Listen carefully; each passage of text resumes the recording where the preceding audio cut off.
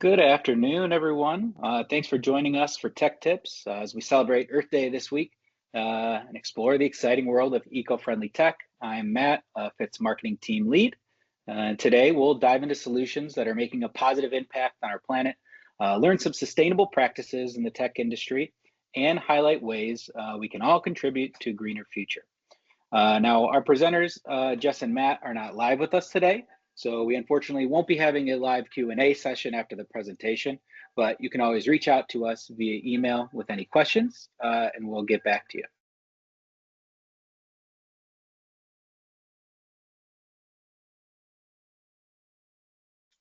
Here is a quick rundown of the agenda here of what we'll be covering today. Why digital habits matter, the biggest environmental impacts of everyday tech use, easy green habits at work and at home, sustainable AI use, which is obviously a hot topic for sure, how good data habits can reduce your environmental impact, key takeaways and easy actions that you can start today, and as a bonus, cost savings and improved security.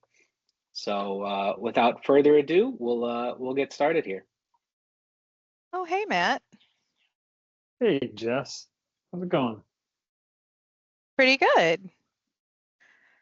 Thanks for joining. Yeah. How's your day going today? It's going okay. Another Good. day, getting through Good. it. Had some good meetings. Nice. Well, happy Earth Day. It is that day. Thank you. Yeah. I wish I could feel as happy as I really want to feel on Earth Day, but just with all the news and everything going on with data centers and AI and how it's having a negative impact on our environment, it is a bittersweet Earth Day today. I'm having trouble really celebrating it, and it's a hard thing for me to do. Yeah.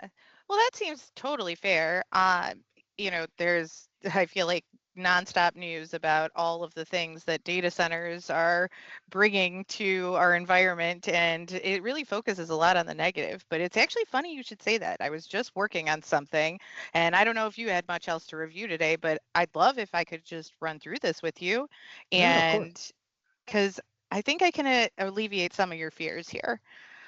Um, Let me go ahead and show you what I've put together.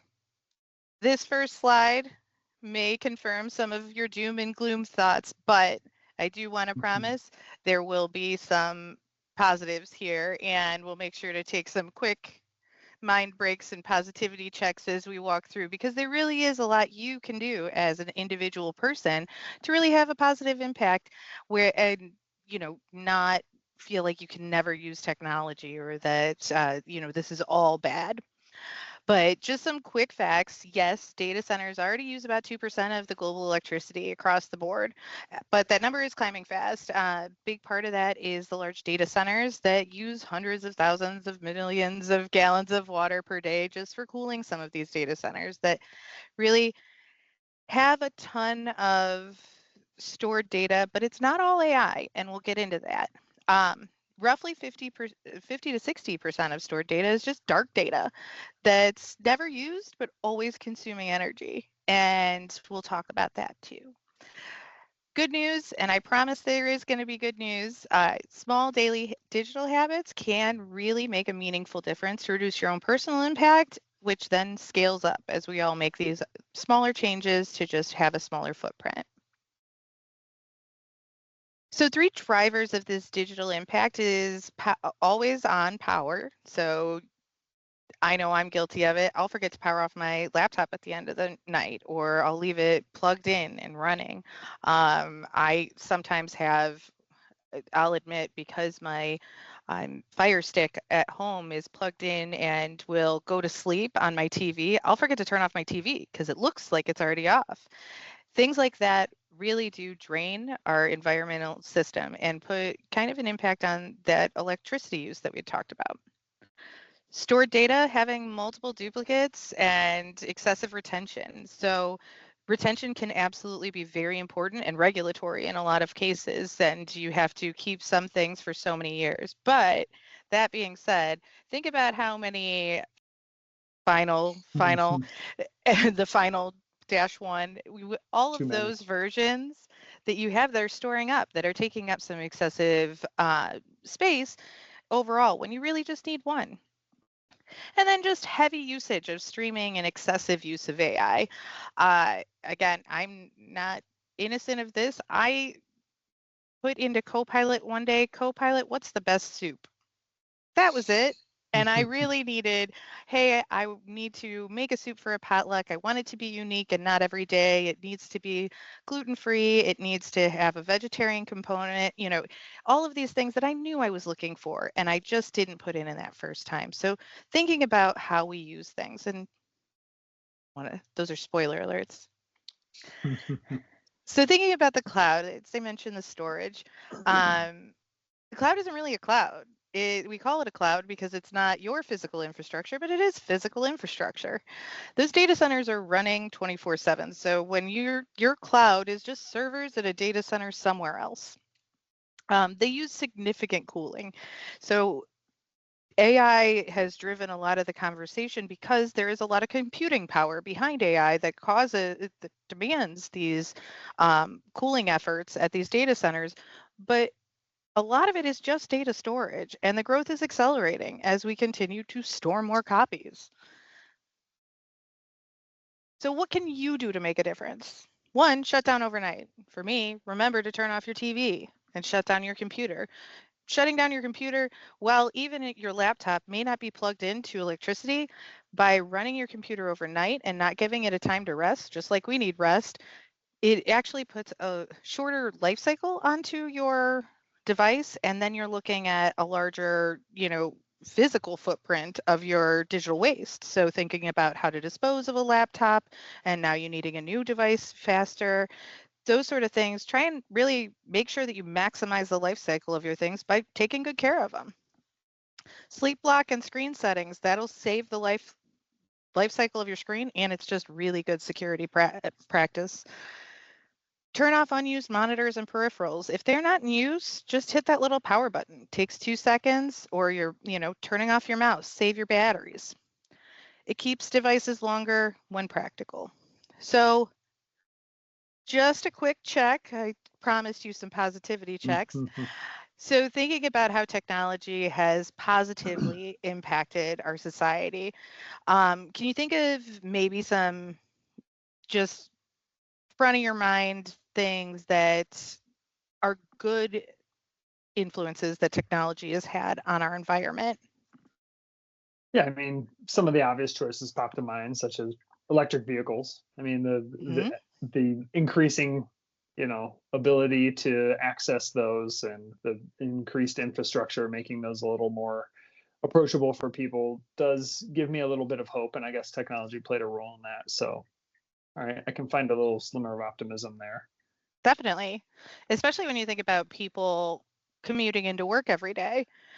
And Yeah. so thinking about commuting into work and just working in general, there has been a lot of technological influence there when we think about post 2020, and really 2020 changed that for everyone, and really forced the hand of having a virtual workplace. And so with that and having those options, it was incredible, and it continues to allow incredible opportunities. Today you and I aren't in the office together, and so we're able to still meet and have those that contact, whereas normally we wouldn't, or prior to that we wouldn't. But that being said, we had a few habits that we've developed since then that we should tweak to just make sure that while we are taking advantage of some of these best practice, some of these things where you didn't have to drive in today, you saved that footprint. Let's not do the reverse by recording every meeting. Take notes, share notes. If you are in office, meet in person. How many times have you and I been on meetings where we've looked around and thought, everyone on this call is in the office? Go stand up in a room. Have that call there so that you don't have to have that demand on your network, on, just infrastructure in general and all of your devices. Share links or files rather than replaying content. So rather than recording the meeting and rewatching the whole meeting just so that you can capture some information that really is already in a file, just grab that file from someone. And then use summaries to share notes to reduce having repeat meetings. There's nothing worse than sitting through the same meeting again and again and again. This might be one of those moments where it is really important content that you do and should record because it'll save your footprint later. So thinking about that in the future, don't record the meeting just to record it because no one wants to take notes. Is it really going to be that impactful that you need notes? But if it is something where you have a lot of stakeholders in the same room, and it would be important to make sure that it's transcribed and we capture all that information, that's a worthwhile one because that's an expensive and heavy footprinted meeting that's going to take a lot to recreate, and you don't want to have to do that same work twice. Does all that make sense? Yeah, that makes sense. And I'm thinking back to something else that you had said around just data and having duplicates, and made me think of data hygiene. And then it made me think of kind of what's an effective way to encourage others to keep things clean. And I think of the show Hoarders that many people know. Like a lot of us are data hoarders too. And how can we collaborate to make sure some of that stays clean and we're not becoming those types of hoarders? Exactly. And you and I are on the same page because that's exactly where I was thinking next. There is so many costs associated with the hidden data storage. It's using power continuously. So you may not see it. You may just pay for a data center or you pay for cloud storage. I personally pay Google, I think $2.99 a month, which feels like nothing, but it's crazy when I think about what am I paying them for? And then I look through my photos and I've got what feels like 9 billion screenshots. And what am I doing? I'm never looking at those funny reels again or funny memes from 2012. I've been storing those for 14 years. For what? So that data is then replicated very often where you have a backup copy because Google is going to automatically make up a backup copy. So in case your drive were to be damaged, compromised, whatever, I've got that backup. And then it is also, those are all being hosted somewhere at a data center. So not only my immediate cloud storage, but then the backup to that. And then that is being stored at a Google data center somewhere on a server, and cooling and networking are a part of that footprint. So thinking about that cloud storage, it's not actually up in a cloud. When we think about dark data are those stored forever, used never. This is the screenshots I'm talking about. I took one last night at bingo of because I wanted to show someone something, but now did I go back into my photos and delete that? No, I need to. Looking at those, and how many times have we gone to take a family photo and we tell people just keep clicking because you're worried one of the kids is going to blink or sneeze or who knows. Or I'm the one blinking. Yes. Exactly. And so just saying, just keep clicking, and you end up with 25 photos. But I mean, can you imagine if our parents would have never said that back when it was a roll of film when we were kids? You would have never taken 25 photos. You just hope for the best. Now we do have the luxury of being able to do that, but we should probably still be only keeping one or two. Deleting these can really help more than you even realize. Another thing that also is an example of dark data that I like to call out, your downloads folder on your workstation. Do you ever think about your downloads photo, or do you always just hit download and then save as and name it and save it in the file that you want to save it in?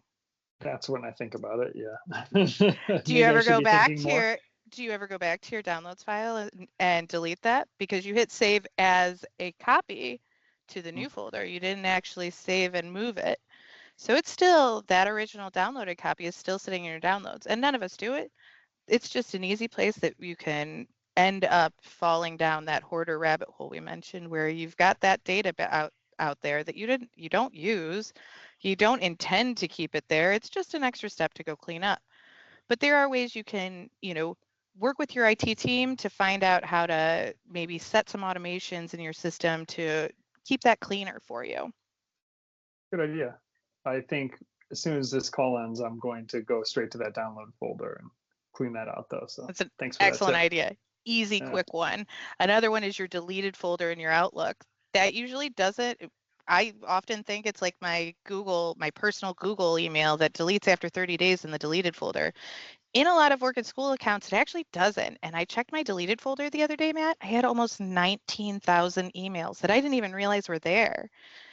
This is another space of that dark data we're talking about. Never going to use it and don't even see it and feel it. So those are all taking up storage.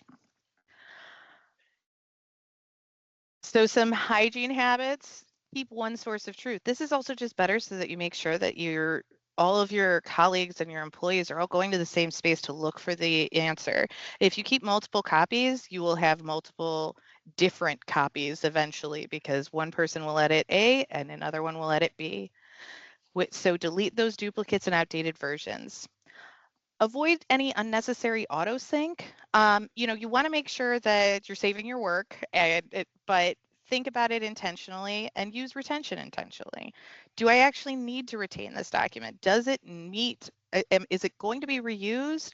And am I, because of regulation or whatever institution I'm beholden to, do I have to keep this?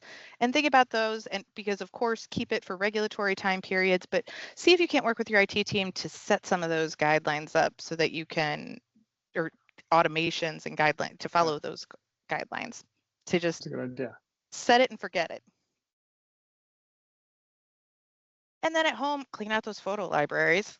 I say to myself, remove any old backups you might need. Download once versus restreaming repeatedly. So rather than restreaming a million times, the same show or the same movie, just download it. Download an offline copy. A lot of like Netflix and Hulu offer this option. Same thing, I think, with like Disney Plus, that you can do that offline version and then you've got that and you don't have to continuously restream and demand that bandwidth. And then occasionally use local archive storage. I know I was in my head, I joke and think about our old floppy disks, but really this means external hard drives or USB drives. You're showing our age a lot here on this call. I know, Jess. I really am.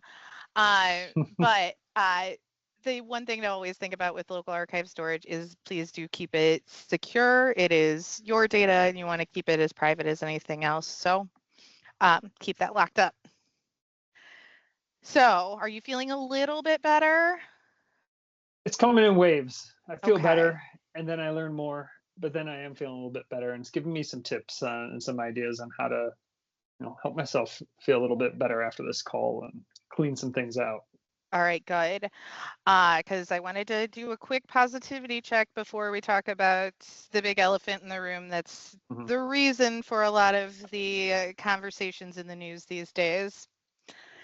AI. So thinking about it, it isn't virtual, it's compute and cooling. When I say that, I mean it is and it's not virtual because computing is virtual, but it's not just some virtual assistant that exists in a cloud. Like we said earlier, the cloud's not real. Cloud's data center somewhere else. So it's running in these data centers and has specialized chips that turn all the right nerd knobs in the background to make it seem like you have a digital assistant, and you do. But the more use, the more compute demand, and the goal is that we want to avoid wasteful use. Thinking about it as being a digital or virtual assistant, you just like if you had a actual human assistant, you wouldn't want to waste their time. You wouldn't give them trivial tasks. You wouldn't ask them to figure out the best soup. You're going to ask meaningful and give meaningful directives to them. And we should treat AI the same way. So what makes us AI use heavier? The high impact can be long prompts requiring long outputs.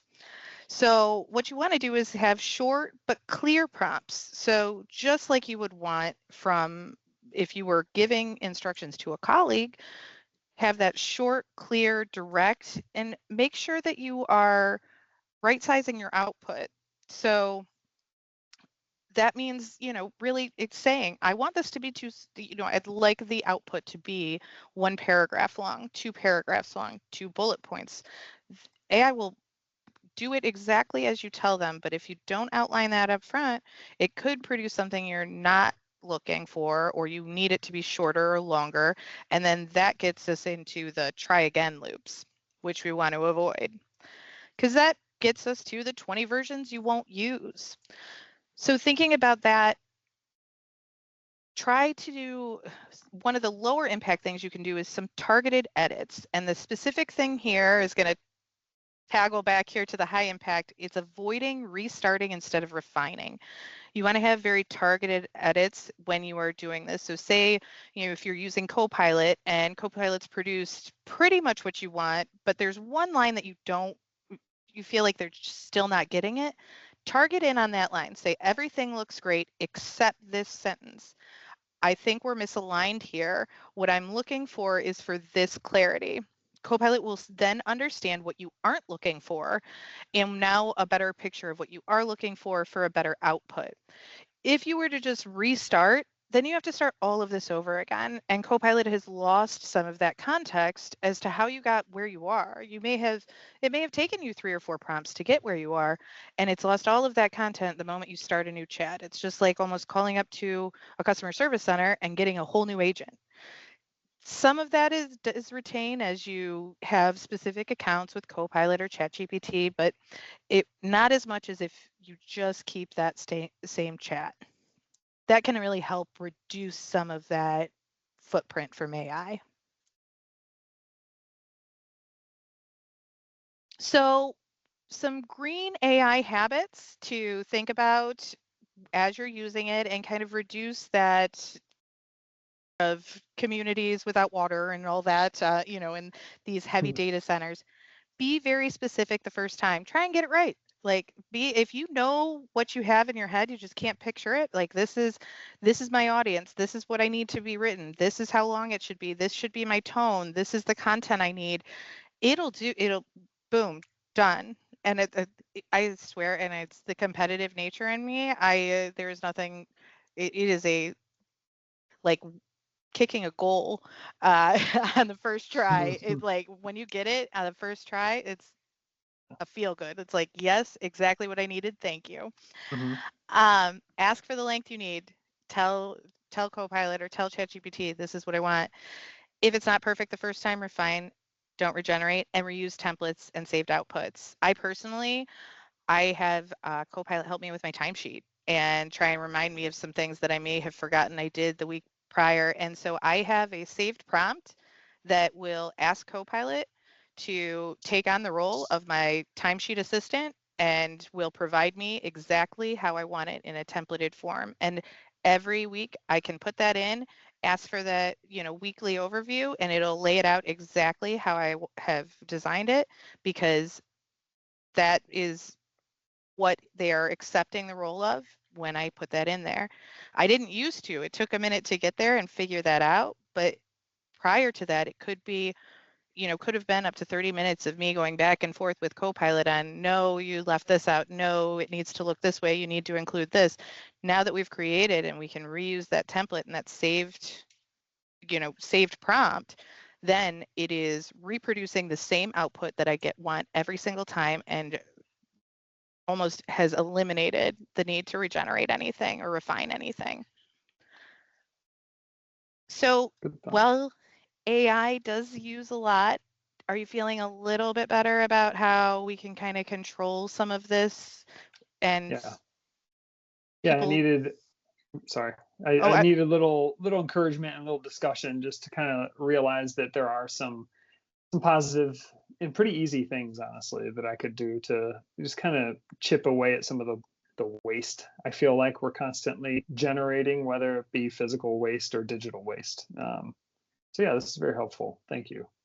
Yeah, and remember, we can only control what we can do, but doesn't it always feel better even if our habits are just cleaner, And even if hey, maybe not everyone's doing this just yet, pretty soon it'll become the norm, and it'll become really not trendy to overuse AI. And hey, there are some cost savings too. Digital waste is real dollars. You are paying, like I said, I used to pay $1.99 for my Google storage, and now it's up to $2.99. What's there? I don't know. So those are the types of things that even if you don't see the bill, especially when you think about in your workplace, like for us, we don't see the bill's going to go directly over to Jen and her team, but I'm sure we are paying for crazy storage.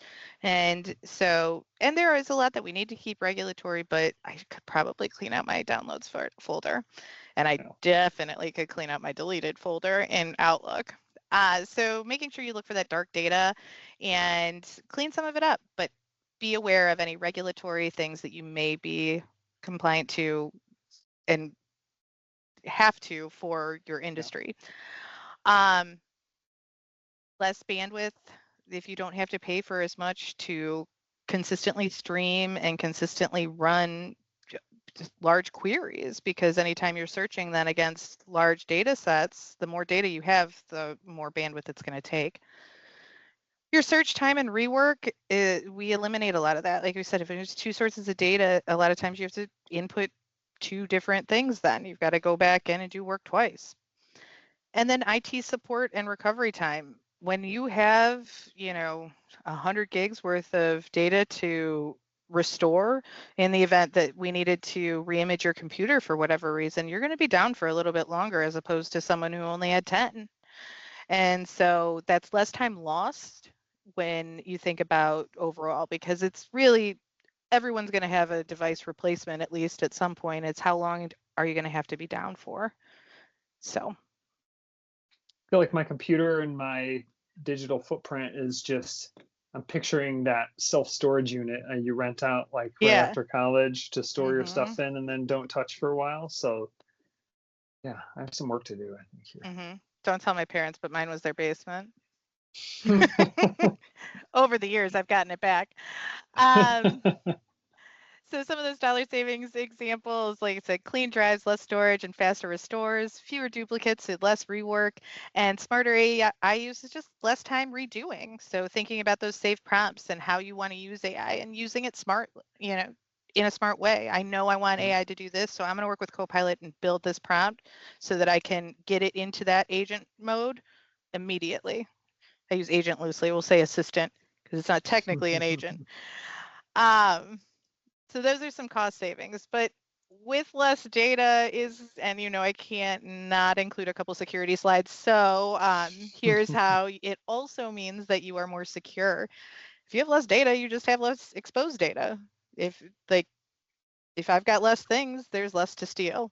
There's less to potentially compromise.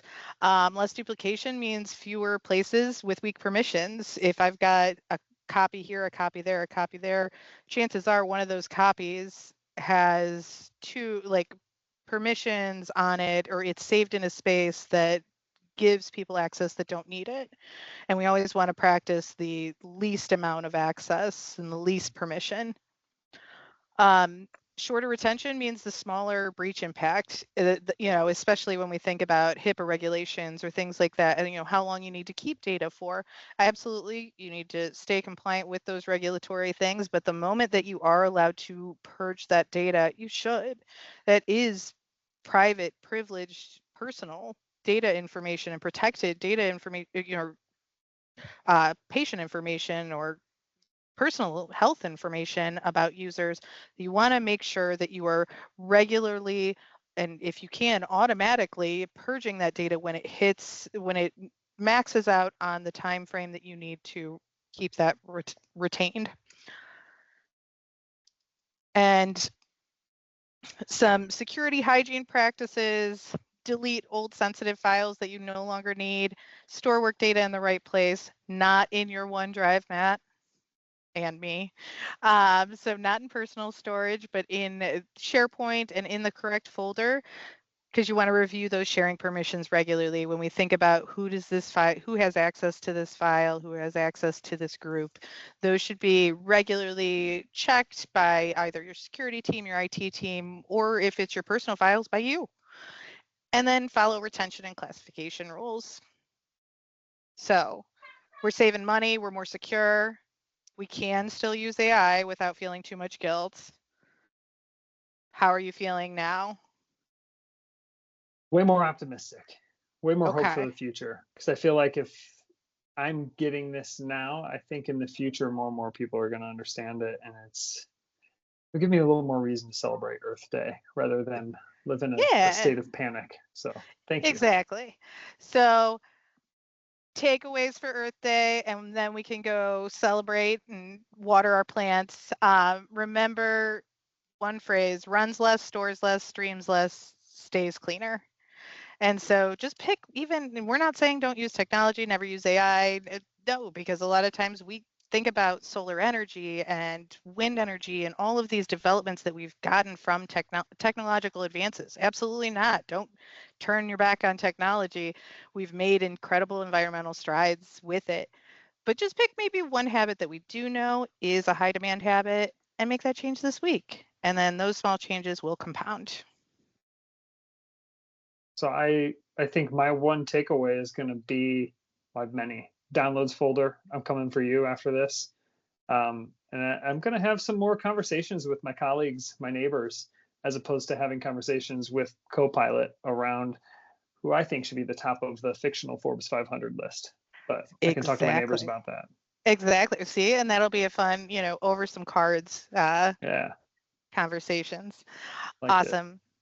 Well, yes, I agree. My downloads folder, I'm coming for it in my deleted folder and my Outlook. All right. Well, thanks so much for letting me run through this. This was perfect timing. And yeah, I think we can go celebrate Earth Day now. Yeah. Thank you. I feel a lot better. Awesome. See you, Jess. See ya. All righty. Thank you so much, Matt and Jess. And I know we're a little bit over time, so we'll wrap things up here very quickly. Thank you all for attending. Hope you picked up a few great eco-friendly tech tips. And as always, look next week. We'll be sending out the recording of this event to everyone, and we'll also be including a one-sheeter which just summarizes a lot of these tips. So if you want to print that out and put it at your desk just for easy reference, we'll have that for you all too. So thanks so much for attending, and we'll see you next month.